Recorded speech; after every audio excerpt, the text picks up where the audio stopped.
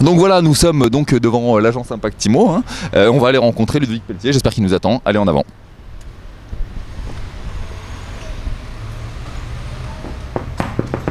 Bonjour, c'est Re-Level TV, on avait rendez-vous. Bonjour. Ça va? Ça va bien, je vous attendais, allez-y, entrez. Super, merci. Allez, on y va.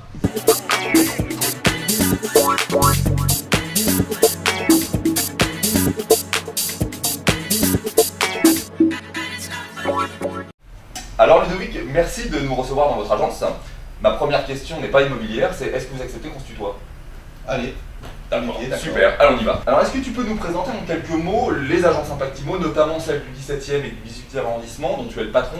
J'aimerais savoir quelles sont vos spécificités surtout sur cette zone-là en fait. Alors d'abord, j'ai créé l'agence du 18e en 2005, Ouais. puis celle du 17e en 2008. C'est des agences qui sont implantées géographiquement dans le quartier des Grandes Carrières pour celle du 18e et dans le quartier des Épinettes pour le 17e. C'est des agences qui fonctionnent en trio avec celle des Batignolles. Ouais. Et les spécificités vont être principalement au niveau de l'implantation géographique pour celle du 18e, puisqu'on est entre le quartier de la Marque-Colincourt, les Abbesses et Pimoquet. D'accord. La particularité de la typologie des appartements ici, qui pour nous était très intéressante à proposer aux clients, c'était d'avoir un quartier agréable, des biens de qualité, puisqu'on a la chance de pouvoir proposer des immeubles majoritairement en pierre de taille. Ouais, ça, et comme les clients aiment tout ce qui est parquet, mur, cheminée, charme de l'ancien, ici on a cette solution facile à leur proposer, et évidemment à un prix qui reste un des moins chers de Paris. On peut s'attendre à quoi? Par exemple, quand on achète dans ces secteurs-là, on peut se dire au prix du mètre carré, c'est quoi à peu près? Il faut compter entre 8 et 9 000 euros du mètre. D'accord, 8 et 9 000. Il y a quelques années, on a vécu en France un blocage assez fort, d'ailleurs, c'est finalement mondial, qui a été dû à la crise économique qui a entaché le milieu de l'immobilier. Quelques années après, est-ce que tu ressens encore ces effets-là sur tes ventes et plus particulièrement sur l'état d'esprit de tes clients, qu'ils soient acquéreurs ou vendeurs? D'abord, je pense qu'effectivement, c'était un moment qui aura eu pour effet de créer une référence ou C'est un marqueur historique, effectivement. un marqueur historique. Ouais. Finalement, pour les propriétaires, ça a été quand même beaucoup plus de peur que de mal, puisque les prix n'ont pas été fortement, touchés, en tout cas sur Paris et encore moins sur les périmètres dans lesquels on exerce. Pour les acquéreurs, c'est un coup de tonnerre qui aura, je pense, aussi renforcé la confiance dans le marché de l'immobilier, dans la solidité de ce marché, puisque certes les prix ont été un peu touchés, le marché a été ralenti fortement, mais tout ça est reparti et de plus belle d'ailleurs. Ouais. La confiance sur ce sujet-là, autant pour le problème de la résidence principale que pour l'investissement locatif ou pour des investissements de retraite ou d'épargne, font que c'est un sujet qui aujourd'hui bénéficie d'une garantie et d'une sûreté en tout cas. Ouais. Alors justement ça m'amène à une autre question, c'est qu'aujourd'hui on le voit bien, d'ailleurs tu nous en parlais tout à l'heure, on est dans un climat plutôt de pénurie de biens. Quel conseil toi tu pourrais formuler à des vendeurs potentiels qui nous regarderaient aujourd'hui? Quel conseil tu pourrais leur apporter? Mis à part de venir te voir, bien entendu. Évidemment, la préconisation première, c'est d'écouter les conseils de son agent immobilier. Ouais. Notamment sur ce sujet de la pénurie qui joue un rôle important sur le prix des appartements. Ouais. Dans la mesure où cette pénurie sur Paris est structurelle, elle n'évoluera pas vraiment, c'est historique, il y aura toujours beaucoup plus d'acquéreurs que de biens à vendre. En revanche, cette pénurie peut évoluer, il peut y avoir des fluctuations entre forte pénurie et moins forte pénurie, ça c'est ce que l'agent immobilier est censé connaître et maîtriser et donc jouer son rôle de conseil auprès du vendeur. quant à l'importance de cette pénurie et le positionnement du prix à avoir, soit avec un minimum de concurrence sur l'appartement que le propriétaire va vendre, soit... on parle clairement là de mandat exclusif, c'est-à-dire il est préférable quand même de privilégier la qualité de son agent immobilier et de plutôt lui confier un mandat exclusif. Les deux existent, non mais on peut se poser la question. Effectivement, c'est une très bonne solution parce que ça garde la rareté du bien, ça garde aussi la maîtrise de la commercialisation et que effectivement le mandat exclusif a des vertus, a des avantages et un certain nombre d'inconvénients, en tout cas psychologiques pour les vendeurs, et que bien présenté et bien amené avec un minimum de garantie, c'est quelque chose qui se plaide et qui fonctionne très bien, oui, ça c'est sûr. D'accord, donc le contexte, l'émission s'appelle Clairement Immobilier, je vais te poser une question claire, c'est aujourd'hui lorsque on fait confiance à son agent immobilier et que on accepte le fait de travailler en exclusivité avec lui, d'ailleurs prenons ton exemple, tu dirais à nos auditeurs qu'un bien se vend sous combien de temps, a priori s'il était dans le marché, c'est-à-dire qu'il se positionne assez bien dans le marché et qu'on te confie un bien exclusif, tu penses que ça se vend en combien de temps pour éclairer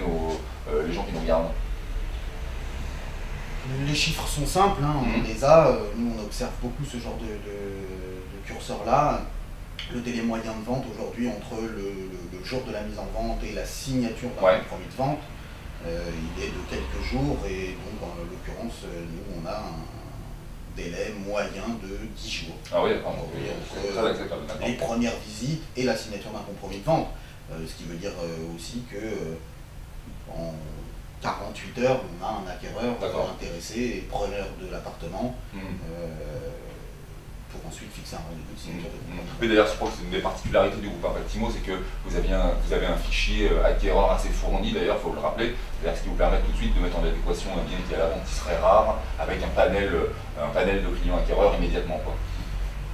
Le fait qu'on ait un portefeuille important, je pense qu'on est tous dans cette situation-là. Je ne crois pas que ce soit une particularité d'Impactimo, c'est la particularité de tous les agents immobiliers. En revanche, la particularité qu'on pourrait éventuellement se prévaloir d'avoir, c'est pour nous le prix d'un appartement ne sera jamais autre chose que le prix qu'un client peut payer.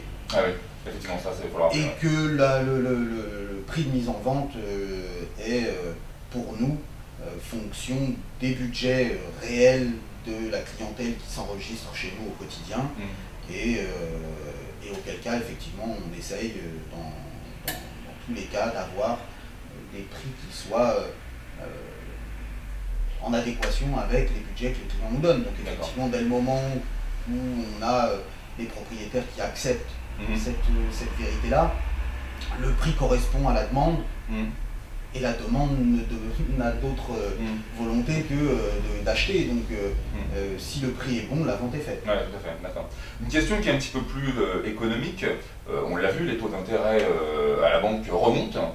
Est-ce que ça traduit quelque chose de différent chez les acquéreurs aujourd'hui? C'est simple. Les taux augmentent, les taux d'intérêt représentent une partie du pouvoir d'achat des acquéreurs. Qui dit taux d'intérêt en augmentation dit baisse du pouvoir d'achat. Dès ce moment-là, dans la droite ligne de ce que je viens d'expliquer, le budget des clients baissant un petit peu, les prix doivent accompagner ce pouvoir d'achat en baisse et on a effectivement une légère augmentation des négociations sur les appartements qui sont mis en vente. Les chiffres que je peux te donner sont que sur 2010, on était à un taux d'1,9% de négociation sur l'ensemble des appartements vendus. Et là, on est passé à 2,4%. D'accord. Donc c'est pas colossal, mais ça permet d'observer que l'acquéreur, retrouvant un petit peu de stock, retrouvant un petit peu de choix, a la possibilité de faire jouer un petit peu la négociation. D'accord. Il y a une question qui est un petit peu plus technique. Aujourd'hui, des organismes comme l'AMEPI, par exemple, proposent des regroupements d'agences autour de mandats exclusifs. Alors pour les gens qui nous regardent, on appelle ça des intercabinets, et en fait c'est la faculté qu'ont deux agents immobiliers à se prêter des appartements à faire visiter à des clients, une sorte de culture professionnelle. Quelles sont tes positions sur ce point, toi? D'abord, j'ai pas d'idée arrêtée sur le sujet. Ouais. D'abord parce que je fais pas partie de Ce genre d'organisation. Je pense que l'idée de base est bonne. Je pense que le fait de faciliter le travail des agents immobiliers les uns avec les autres, c'est une idée saine, une bonne idée. J'ai plutôt l'impression que ça n'a pas un succès fou. Et que dans un marché tel qu'il est aujourd'hui, avec très peu de produits, avec beaucoup d'agents immobiliers et des transactions qui se font quand même très rapidement, je pense que c'est assez difficile de mettre en place ce genre d'organisation-là, notamment avec tous les agents immobiliers indépendants. Un peu comme le système américain, le fameux MLS. Oui, ce serait difficile de le faire chez nous. Oui, je pense que ce serait difficile. Le métier n'est pas du tout le même, on ne l'exerce pas du tout de la même façon, Ouais. la culture n'est pas la même. Donc je pense que l'idée est bonne, que la manière d'organiser ça n'est pas simple, mais que si un jour ça pouvait vraiment avoir lieu, ce serait formidable. Je serais plutôt partie prenante à ce moment-là. Là, je me fais un peu l'avocat du diable.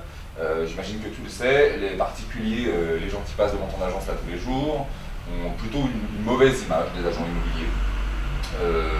Déjà, est-ce que tu en as conscience et qu'est-ce que tu en penses? On en a tout à fait conscience. Ouais. Ça fait partie des choses qu'on apprend aux collaborateurs quand ils rentrent dans nos agences. Je pense que c'est vrai. Ils ont une mauvaise image de notre métier. Et quelque part, ils n'ont pas tort. Et d'un autre côté, je pense que c'est sain. Parce que tant qu'on aura ce déficit d'image, on sera condamné à faire des efforts, à travailler sur notre image, et c'est ce qu'on demande au quotidien aux collaborateurs, sur l'accueil des clients, sur la relation avec les clients, sur le comportement, le vocabulaire, l'image qu'on donne. Et quelque part, moi par mon parcours professionnel, avant de faire de l'immobilier, j'ai toujours eu des activités de commerçant ou commercial auprès des particuliers, donc c'est quelque chose avec lequel je vis depuis maintenant 15-18 ans, et c'est naturel. Je pense que le service est un bon service, avec une population potentielle d'agents immobiliers qui est complètement diverse et variée, et que c'est difficile d'avoir une seule image et bonne, et qu'on a la possibilité de rencontrer un bon ou un mauvais agent immobilier au même titre qu'un bon boulanger ou un mauvais boulanger. Maintenant, les garagistes ont mauvaise réputation, les dentistes aussi, et pourtant on y va tous. C'est sûr. Voilà. C'est sûr, sauf que chez nous, il existe un marché parallèle qui est assez fort dans le marché particulier, et qu'on a le sentiment que les gens aujourd'hui viennent dans les agences immobilières un peu par dépit, c'est-à-dire quand ils n'ont pas réussi à faire leur affaire sur le particulier. C'est-à-dire que ça note bien qu'il y a une très mauvaise image de marque, mais qu'ils sont un petit peu obligés de faire avec. Donc ça traduit un peu ce que tu disais tout à l'heure, c'est-à-dire qu'effectivement on en a conscience et c'est plutôt sain. Moi j'ai la faiblesse de penser qu'on pourrait encore peut-être un petit peu améliorer les choses par notamment de la formation, enfin pas mal de choses, ce que tu me dis que tu fais avec tes collaborateurs. C'est justement ma dernière question, c'est aujourd'hui, puisque tu t'apprêtes à ouvrir une nouvelle agence, une belle aventure dans le 9e arrondissement, qu'est-ce qu'on pourrait dire aux gens qui nous regardent, notamment les particuliers qui nous regardent? Quel est ton engagement fort? C'est-à-dire que lorsqu'on va voir une agence immobilière, Impactimo dans le 17e, dans le 18e et bientôt dans le 9e arrondissement, qu'est-ce qu'on est sûr de retrouver dans ces agences? D'abord, j'aimerais revenir sur le sujet des particuliers. On t'en parle comme un marché parallèle, comme une organisation éventuelle. Moi je pense que au même titre qu'éventuellement certains clients viendraient dans les agences par dépit, je pense que les gens vont dans le particulier par dépit, notamment parce qu'on est sur un marché où il y a très peu de produits à vendre et que toutes les solutions sont bonnes à prendre. Les clients ne sont pas dupes, les appartements ne sont pas moins chers dans le particulier, voire au même prix, voire plus cher, et qu'il existe une vraie précarité à acheter un appartement dans le particulier plutôt qu'avec un agent immobilier. Les gens qui rentrent dans les agences aujourd'hui, qu'ils soient propriétaires, vendeurs ou acquéreurs, depuis la crise, on a remarqué ce phénomène-là. Les gens reviennent de plus en plus dans les agences pour avoir de l'information, pour connaître l'état du marché, pour avoir également une garantie en termes de diagnostic, documents techniques, documents de copropriété, et avoir aussi un encadrement et un accompagnement et des garanties sur le prix auquel ils peuvent acheter l'appartement. Beaucoup de gens nous racontent des histoires où ils ont visité les appartements, ils ont fait des offres au prix et d'autres ont fait des surenchères. Dans les agences immobilières, ça n'existe pas. Vous avez un prix de mandat, le prix du mandat est un prix ferme, au-delà duquel il ne peut rien se passer. Une offre au prix sur un mandat, vos ventes. Le premier client qui offre le prix demandé par le vendeur remporte l'appartement dans la mesure où, dans la limite d'un plan de financement qui soit recevable. Donc vis-à-vis du choix entre aller dans une agence immobilière ou passer par un particulier, je ne crois pas que les gens fassent vraiment ce choix-là. Les gens font les deux. On voit des gens qui ne veulent pas passer par le particulier, certains s'y aventurent, repartent rapidement de ce marché-là, en tout cas de cette voie-là. Après, par rapport à la garantie et à l'engagement que leur apporter, la promesse, c'est d'abord, pour recoller à ce que je viens de te dire, les prix ne sont pas plus chers dans les agences immobilières que dans le particulier. Si le produit était dans le particulier ou dans l'agence immobilière, le service inclus, le prix est le même. Ensuite, la garantie que nous, on peut leur apporter, c'est que l'exigence de réactivité que l'on demande à nos acquéreurs vis-à-vis des produits ou des biens qu'on va leur proposer est compensée, en tout cas chez nous, par l'obligation de leur proposer des biens sur lesquels nous disposons de l'ensemble des documents de copropriété, des diagnostics, des titres de propriété. D'ailleurs, sur le site impactimo.com, on publie l'ensemble des documents qui sont disponibles à l'agence en ligne. Alors on ne peut pas les consulter, mais en tout cas on vous annonce la liste de tous les documents qui sont... Ce qui est une garantie, effectivement. Ce qui est une garantie et qui pour nous est indispensable dans la mesure où effectivement on explique aux acquéreurs le chemin difficile dans lequel ils peuvent s'aventurer, et de la recherche et plus que ça, dans le fait de trouver leur appartement, et les rendez-vous qui les attendent entre les visites, la proposition d'achat, la consultation des documents. Les clients savent qu'en rentrant chez nous, en visitant un appartement par l'intermédiaire de nos agences, ils auront la réponse à toutes leurs questions le jour de la visite de l'appartement. Nous disposons de l'ensemble des documents et d'un dossier complet, très complet. Ensuite,